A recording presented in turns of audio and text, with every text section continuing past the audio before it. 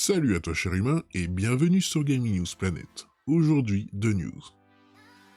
Rumeur, un jeu de combat à la Smash Bros avec Batman, Mad Max, Gandalf et Harry Potter en développement chez Warner Bros. Halo Infinite, histoire, monde vaste, ce qu'il faut savoir après la nouvelle bande-annonce de 6 minutes.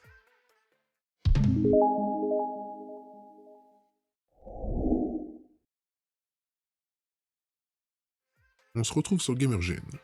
Warner Bros réunirait les personnages de ses nombreuses licences dans un jeu de versus fighting. Mais qui serait le développeur?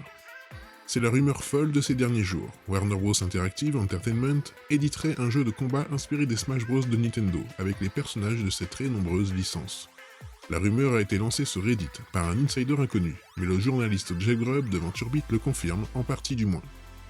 Ce jeu s'inspirerait donc des Smash Bros, le développement ayant commencé bien avant l'annonce de Nickelodeon All-Star Brawl.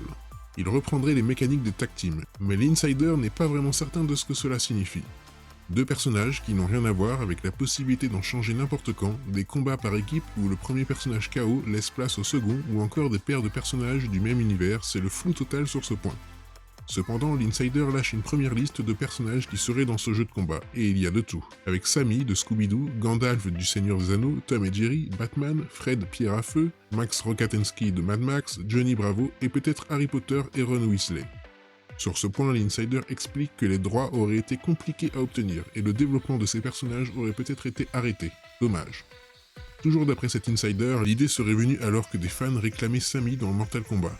Car d'après cet informateur, le jeu serait développé par NetherRealm Studio, mais l'information a été balayée par Jeff Grubb, qui confirme cependant tous les autres points concernant ce leak. Pour rappel, le studio en a fini avec Mortal Kombat 11, et des bruits de couloir laissent entendre qu'il développerait, Mortal Kombat 12. Une information lâchée à l'époque par Jeff Grubb. Décidément, le monde est petit. L'identité du studio derrière ce jeu de combat est donc inconnue.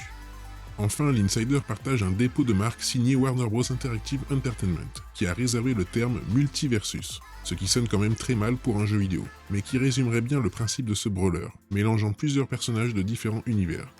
Si Warner Bros se lançait dans cette aventure, c'est bien pour rencontrer le même succès que Super Smash Bros Ultimate, et tenter de séduire les joueurs compétitifs. Nintendo n'étant pas friand d'e-sport et ses serveurs ayant bien du mal à séduire les fans les plus pointus. Bien évidemment, tout cela est à prendre avec des pincettes, tant que l'éditeur, le développeur, n'officialise pas ce projet.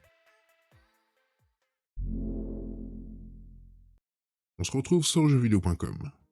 Aujourd'hui, les développeurs de 343 Industries ont présenté pendant 6 minutes ce à quoi ressemble la campagne solo de Halo Infinite, le prochain titre de la saga. Au menu, synopsis, exploration et combat. Si Halo Infinite s'est montré plusieurs fois ces dernières semaines pour montrer son mode multijoueur via des phases de tests techniques, la présentation d'aujourd'hui a mis en lumière la campagne solo du titre, dans une grosse bande-annonce de 6 minutes. Depuis ses débuts, Halo est représenté par le couple de protagonistes Master Chief et Cortana, un duo iconique qui n'est plus suite à la disparition de Cortana, mais cette dernière va vite être remplacée lors de la première mission de Halo Infinite. Le joueur, incarnant Master Chief, doit récupérer une intelligence artificielle, nommée The Weapon, l'arme en français. Elle explique avoir été créée pour enfermer Cortana, mais pour des raisons qui lui échappent.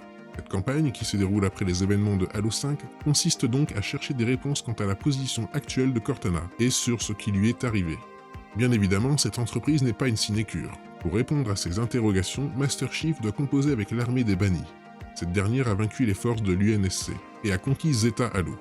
De nouvelles menaces sont également au programme, avec les Skimmers, un tueur spartan nommé Jega Erdomne ou encore l'Oracle de la Vérité, Harbinger of the Truth. Le seul espoir de l'humanité réside donc dans l'alliance entre Master Chief et cette intelligence artificielle qu'est The Weapon.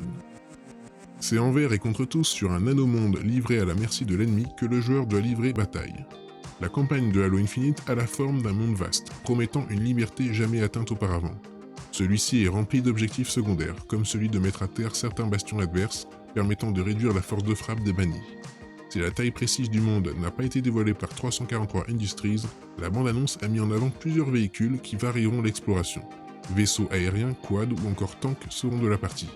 Enfin, les 6 minutes du trailer ont aussi permis de voir des petites mécaniques d'amélioration. En échange de Spartan Core, le joueur peut améliorer différentes fonctionnalités de son équipement. Bouclier, grappin, détecteur de menaces, le mur déployable ainsi que sa ruée. À quoi ressemblera tout ça dans son intégralité? Réponse lors de la sortie d'Halo Infinite le 8 décembre sur PC, Xbox One et Xbox Series. À sa sortie, il sera également disponible dans le Xbox Game Pass. Et voilà, c'est la fin de cette vidéo, j'espère qu'elle vous aura plu. Si c'est le cas, n'oublie pas de mettre un like, de t'abonner, d'activer la petite cloche et de me suivre sur Twitter. Et moi je te dis à la prochaine, cher humain.